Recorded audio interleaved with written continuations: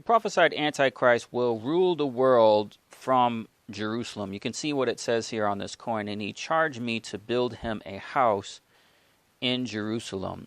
In this coin, it's stating that after 70 years, a figure like Cyrus will come to build a third temple. Here you see the seal of Persia, the seal of United States, okay, with the Star of David. Let's see if we can get a view of that. It's not the best here, but that's the Star of David above in the crest. And we know the Antichrist will go into a third temple, and the Antichrist will make a peace deal. All those components you see in this coin, this temple coin. Now, Donald Trump is fulfilling all of these details to rule the whole world from Jerusalem. Now, what is taking place before you in the news every day relates to that subject from one way or another. The peace deal with UAE is part of the 70 nations. Mike Pompeo going to Jerusalem from King David Hotel during the Republican National Conference is very, very significant because it's stating everything that you see here on this coin. Now, it's important that you understand that Mystery Babylon sits on 7 mountains. And we know one of those is Jerusalem, which is the seat where the Antichrist will rule the whole world, and there are other mountains. One of those mountains we consider is Elam, and that would be a split between Sunni and Shiite Muslim, but Mecca and Saudi Arabia. Now, what's taking place here, guys, in this whole rebuilding of the third temple is that Saudi Arabia is gaining the access to what is called the Temple Mount, so that they would actually administer in place of Jordan the Temple Mount. And then you have Sudan, who are also trying to move in and get out the sanctions and be on the good side of the United States, understanding that this is going through Jerusalem, First of all, I think, Jeff, that there is an enormous pressure from the United States, from the president down, Kushner, Pompeo, and it makes sense. You see, according to my understanding, and this is what I would do if I were in their position, is planning a big ceremony in the White House, in the South Lawn of the White House, before November 3rd, before the elections, where you can really have 4-5 countries together with Israel signing a peace accord and signing some regional alliance, which are, of course, backed by the United States. That could be a huge coup for the region, for Israel, but also for Trump, elections-wise. Well, I think Saudi Arabia will come last, simply because they are the custodian of Jerusalem and the holy sites of Islam. Well, I think Saudi Arabia will come last, simply because they are the custodian of Jerusalem and the holy sites of Islam, and also they have always tried to push away the radical Islamists in their midst. Al-Qaeda came out of Saudi Arabia, ISIS in a way also. So they will be very, very reluctant to do anything unless they realize that the coast is clear internally. I'm Mike Pompeo. I'm speaking to you from beautiful Jerusalem, looking out over the old city. I have a big job, are more safe, and their freedoms more secure, because President Trump has put his America First vision into action. It may not have made him popular in every foreign capital, but it's worked. President Trump understands what my great fellow Kansan President Eisenhower said: for all that we cherish and justly desire for ourselves or for our children, the securing of peace is the first requisite. Indeed, the primary constitutional function of the national government is ensuring that your family and mine are safe and enjoy the freedom to live, to work, to learn, and to worship as they choose. Delivering on this duty to keep us safe and our freedoms intact, this president has led bold initiatives in nearly every corner of the world. The president, too, move the U.S. Embassy to this very city of God, Jerusalem, the rightful capital of the Jewish homeland. And just 2 weeks ago, the president brokered a historic peace deal between Israel and the United Arab Emirates. This is a deal that our grandchildren will read about in their history books. Actually, our book tells the future, and it told us about everything we're seeing here. Guys, we told you before that the Sanhedrin is organizing the 70 nations. The 70 nations are run by the organization of 70 elders, or the Sanhedrin, where they have 70 seats, and the third temple, which is built under the Western Wall. Here you see Mike Pompeo visiting the Western Wall. And we've been to this site. We've taught on this a great deal. But this is all the acting out, the symbolism of what's taking place in the future. Here you see the temple. They're showing him, oh, look, the temple. The temple is coming. The temple is coming, okay? At the same time, the temple is also built underground. And we know that the Antichrist will make a peace deal. And here you see them symbolically signing documents symbolizing the signing of the peace deal, the signing of the 70 nations and ruling of the whole world from Jerusalem, ruling the whole world from the third temple, as foretold by the scriptures. Now, in our next piece, guys, Google had a third temple they displayed as a 3D rendition, and we're going to have audio of David Goldberg, who was a White House insider that described all of the plans that you see taking place right now. The memos that I received, we'll talk a little bit about the memos. The memos are different from the classified documents. The memos are White House internal memos that discuss a wide range of things in terms of Trump's meeting with rabbis, discussions with Netanyahu over the phone. And one of the memos says that Donald Trump will have to declare himself king of Israel publicly. This is part of the process for them. It doesn't. There's no strategic reason for it. It is symbolic for them. Trump is going to declare himself king of Israel at some point. I don't know how, but they're talking about it in these memos over and over again.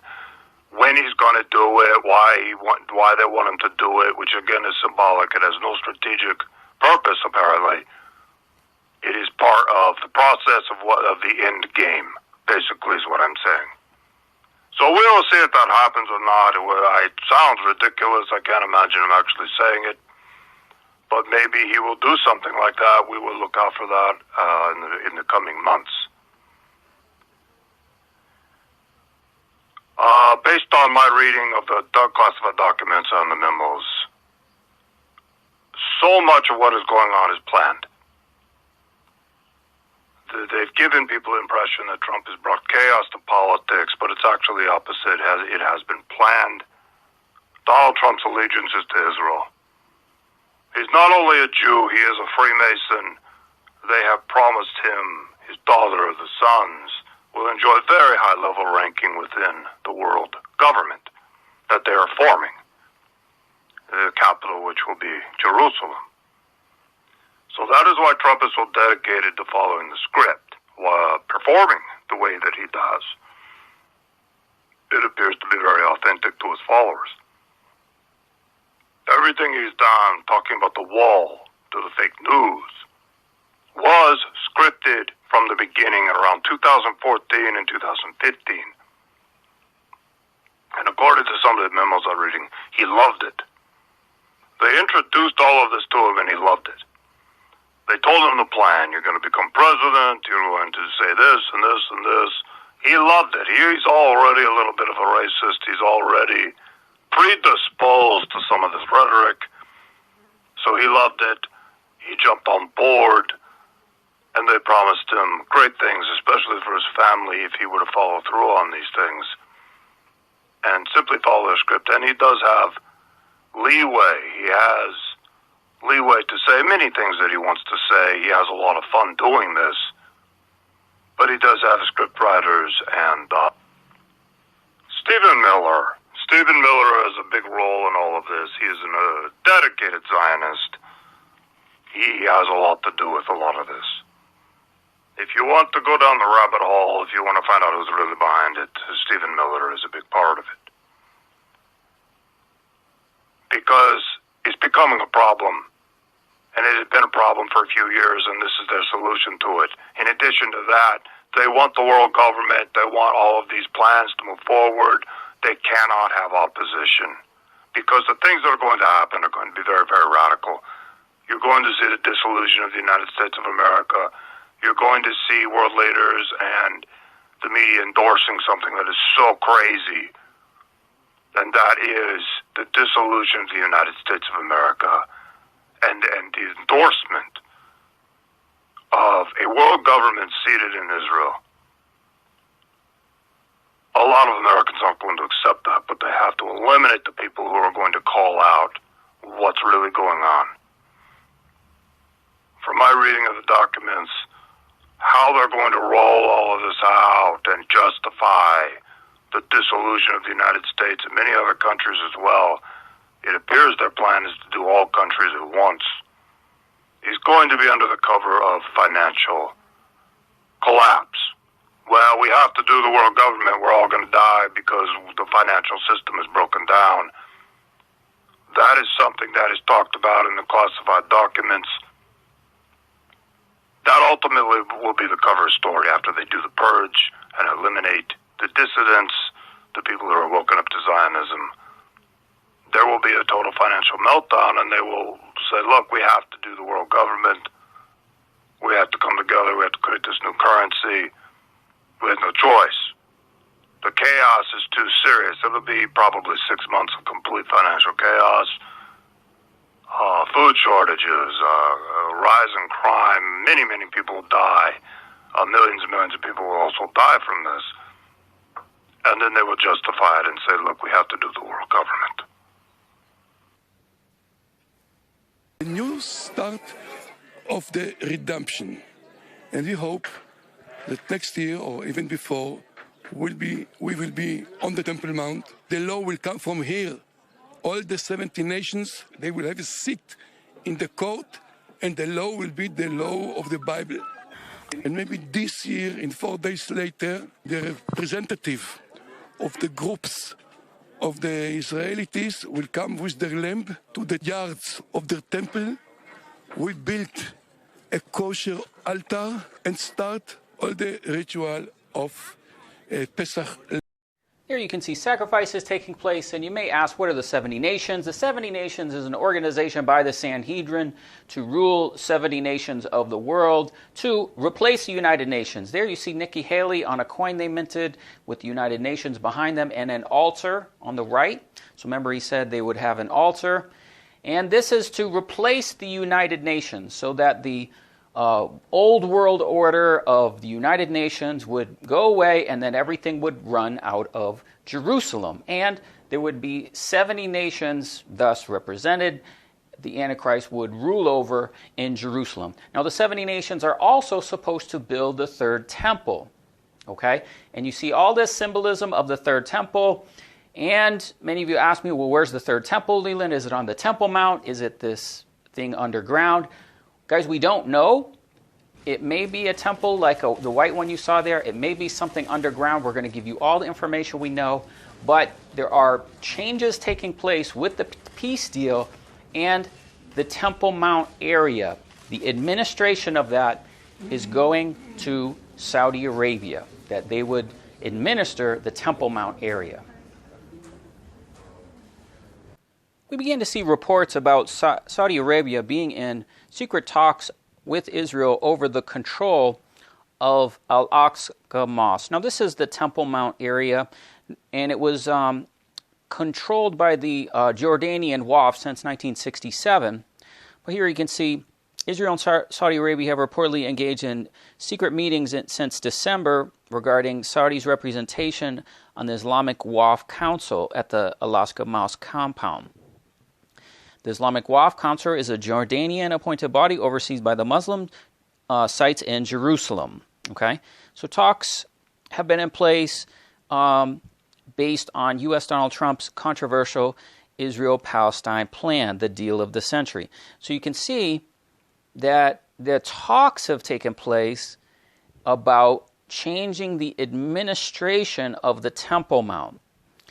These are sensitive and secret discussions conducted in ambiguity, in low intensity, diplomats say. Yet it's being leaked, so it's also being known. The Israeli paper further reports that the Jordanians have reached out to Israel and the United States and said it had softened their position regarding Saudi representation, to counter the increase in Turkish influence. So what's happened is Turkey is trying to gain influence over this administration of Islam over the Temple Mount area. So this is an important detail in what's going on heading towards the Third Temple. Israel and U.S. have been in an interest here and a desire to support Saudi Arabia in advancing the deal of the Century Plan during the process of annexation. Saudi Arabia also brings with it to a point support from UAE and Bahrain. Now this was in June, so this was a few months ago, and now we're seeing the UAE forming ties with Israel, so everything is coming together. So there we could see Saudi Arabia involved in some of the changes on the Temple Mount. And when we say the Third Temple, when we say the temple, most of us think of something like this. But you can see it's quite large with lots of chambers and different rooms. And we're not certain exactly what the Third Temple is going to be like, but parts of it are built underground. So this is like Google Maps we showed you earlier, was this kind of 3D model rendering. But underground, there's something called the Chamber of Hewn Stone. And this is where Mike Pompeo went. And we've been sharing about how the Third Temple is built underground as well, parts of it. So guys, if you don't know this, look, the peace deal has happened. The Antichrist is here. The government of the whole world is shifting to Jerusalem. They had a conference earlier where many dignitaries were in Jerusalem. They didn't show them going to the synagogue, but you can see that there are major aspects of the Third Temple built already underground, like dining halls and chambers. These are all things that are part of the temple structure, And we can actually see through the altar and the construction materials that they'll actually make. So please watch the videos and the playlists as we go over this. If you're new to this channel, you probably have no idea of any of this going on. But the aspects of Bible prophecy are taking place right before our eyes. This is the 70 nations. This is the peace deal. This is the shift of global government going to Jerusalem. And this is the shift of the 70 nations now signing on in alliances with Israel. Guys, as we conclude this here, we're at the site where they dedicated the altar. This is right where they had done this. And now, for those of you that follow this channel and you're educated on the gates of Jerusalem, you'll notice that this is ancient Herod's palace. And this is the place where Pontius Pilate interrogated Christ. And there's a bema seat right up there. And here's where they dedicated the altar. Now, the reason I want to show you this is something that's really significant. For those of you that are not familiar with these sacrifices and different things going on, you really got to educate yourself. You really got to see what's going on. Now, before you see that block, what they did is they left a piece of this altar. This is a piece of the altar. And it's been here since December of last year. Now what this is something called aerated concrete. And you can see I'm moving it with my hand quite easily. If there were a handle on it, I could pick it up. This is the material they use to make the altar. And basically, they could put that altar together like Legos. Trying to get to scale something that you can see. This is just so you can see my hand. This is a small piece. But basically the altar was a little smaller than this space here. Let's just say, for example, we have a corner here. See that? And then here. This is approximately that size of the altar. And like these stones, it was split in half, and it was very easy for them to assemble. The reason we're showing you this is essentially what we're getting at is that Solomon's temple was built off-site. So they left this as like a testimony of this material so as to kind of give us an idea of what they're going to do with the third temple. Third temple will probably be assembled off-site with a material like this that can be, you know, very lightweight and can be assembled very quickly.